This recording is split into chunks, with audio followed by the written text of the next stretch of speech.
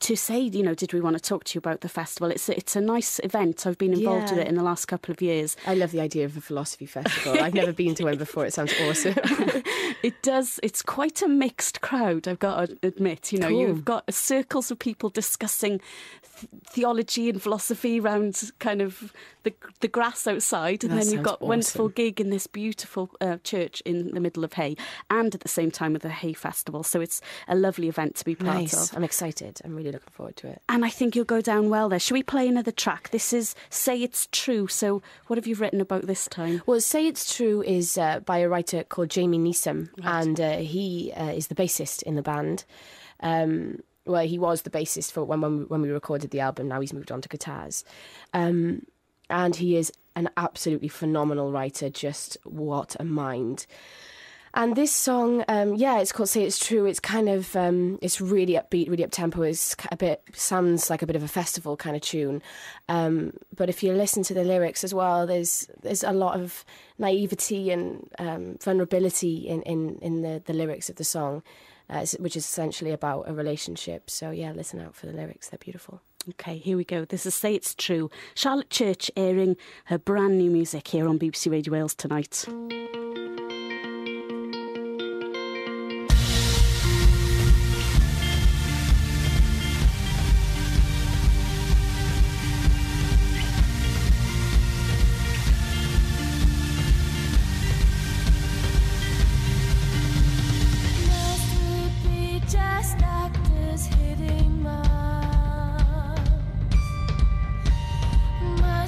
Spotlights know us in the dark.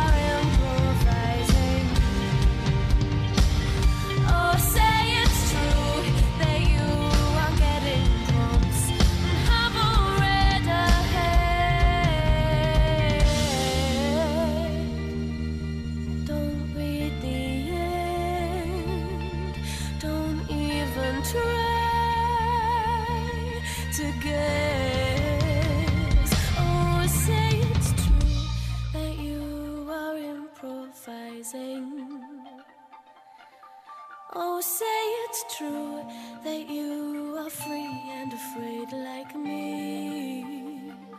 Oh, say it's true that you are improvising. Oh, say it's true that you are getting prompts and have already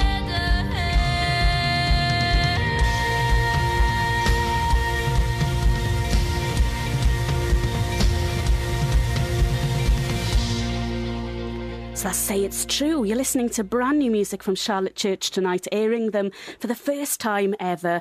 And a very different direction, a lot more guitars going on. You was just saying it's quite complicated when you put this band together. Yeah, it's quite a complicated setup for live. So we've been rehearsing quite a lot. I'm getting ready for these live gigs. Yeah, and it's quite complicated. The parts are quite intricate and kind of fit together in a kind of clockwork sort of fashion. So it's been kind of difficult. I've also got a loop pedal as well, so I can create different textures and layers of stuff vocally. With your voice, yeah. Yeah, so that's been very interesting. It's great because it's properly using my voice as an instrument, which properly integrates me into the band, and so that it is one musical unit.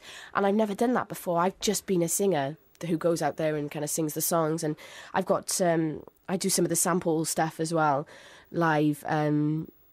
So it's great fun. Last time you came in, you chose loads of songs for us, and it showed the very different things that you'd been listening to from the past, from the kind of pop background. You suddenly were listening to a lot more folk, and you introduced us to John Grant and some wonderful artists. We've got him on the show later for Amazing. you. And so what have you been listening to recently then? I've recently developed a bit of an obsession with Bjork. Who is just an incredible artist, like absolutely incredible. She's innovative. She breaks boundaries left, right and centre, whether it be with her visuals, her videos, her music, her voice. And she just inspires me to be better at what I do, really. I'm also absolutely in love with Radiohead. I went to go and see them live at Coachella this year.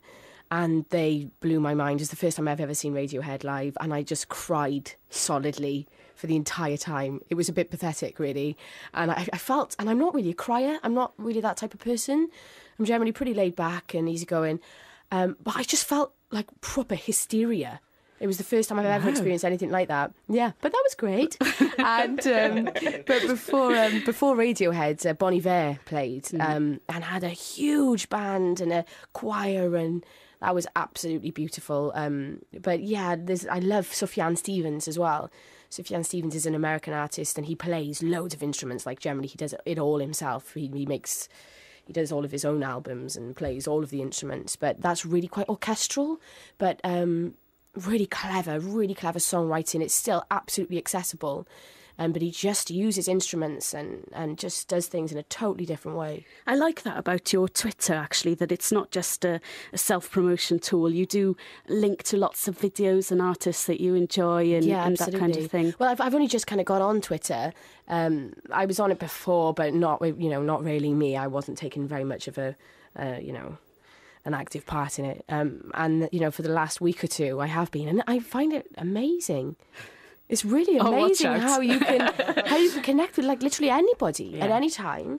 I'm really, really enjoying it. I'm kind of being able to spread things that I've watched and I love and I believe in, whether that be a lecture or a video or a song or whatever it may be. I think it works when it is a personal thing. A lot of artists have the corporate kind of machine doing it. Absolutely. And I guess that fulfills a function, but it's not half as interesting as what the artist itself is inspired by, like you say.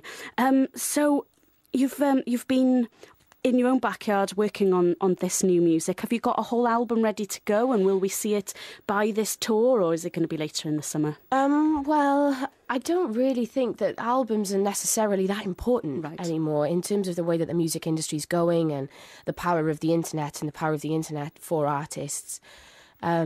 So I'm not really sure whether an album is the best thing or, so I think I'm probably going to release a series of EPs.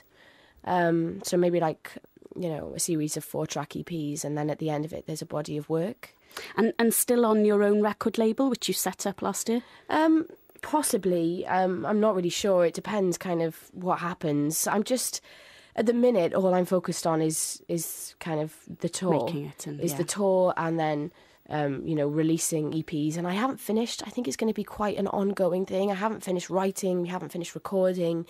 We're still continually writing songs all the time, which we haven't recorded. So there's a bank of songs already stored up for the next time we have some time to get into the studio. So yeah, I think it's going to be an ongoing process, a bit of an evolution. And you said you've been writing with your partner, Jonathan Powell, and how are things with Jonathan? Has he been busy as well? Yeah, he's awesome. He said hi, actually. He said, Good. hi. Yeah, he's awesome. He's, constantly creating, and he's a phenomenal dude. What an artist. And is he going to be playing and out and about as well, supporting you? Or